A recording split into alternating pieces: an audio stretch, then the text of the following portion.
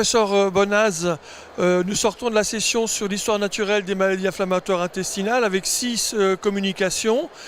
Qu'est-ce que vous avez retenu de cette session ?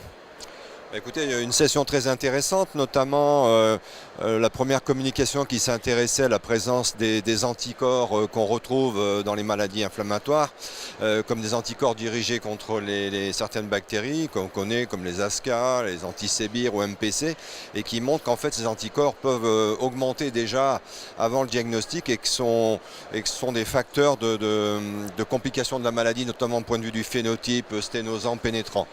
Il y avait déjà une étude israélienne qui avait été réalisée il y a plusieurs années qui montrait que lorsqu'on mettait en évidence ces anticorps, ça pouvait être prédictif de maladies inflammatoires.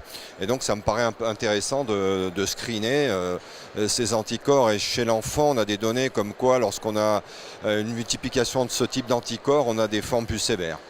Est-ce que ça pourrait être utilisé comme un marqueur de gravité qui pourrait permettre de déterminer les patients qui auront peut-être une évolution plus sévère ?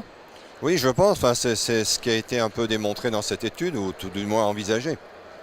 Ok, alors qu'est-ce que vous avez retenu d'autre dans les communications ? Dans les autres communications, ce qui était intéressant, c'était le fait que les thérapies biologiques, enfin c'est l'étude qui a été réalisée par des Hollandais sur une population allemande au voisinage de la Hollande, qui s'est intéressée à l'ère des thérapies biologiques. Alors ils ont fait deux études avant l'ère des thérapies de 91 à 98, et puis ensuite avec l'introduction notamment de l'infliximab, et ils ont montré donc l'introduction des thérapies biologiques avait modifié le devenir évolutif des patients, puisque les gens étaient moins hospitalisés, moins réhospitalisés, moins opérés, même si globalement l'évolution vers les phénotypes sténosants, pénétrants restait un peu la même.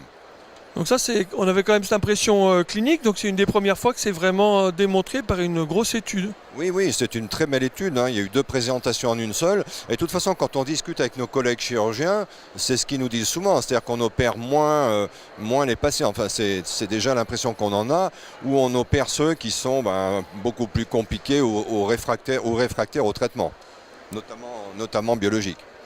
D'accord. Et il y avait également une étude chinoise sur les sujets âgés qui avaient une maladie inflammatoire intestinale. Est-ce qu'il y avait des choses importantes à retenir ?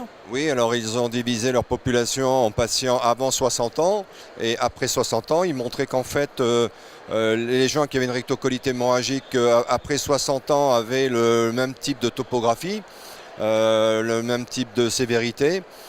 Par contre, ils avaient plus de cancer colorectal et aussi plus de dysplasie, de flat dysplasia, c'est-à-dire dysplasie sur des éléments plans. Donc des malades à plus surveiller peut-être sur le plan endoscopique à cause du risque de cancer chez les sujets les plus âgés. Oui, probablement, oui. Voilà, écoutez, merci beaucoup Monsieur Bonnaz pour cette analyse.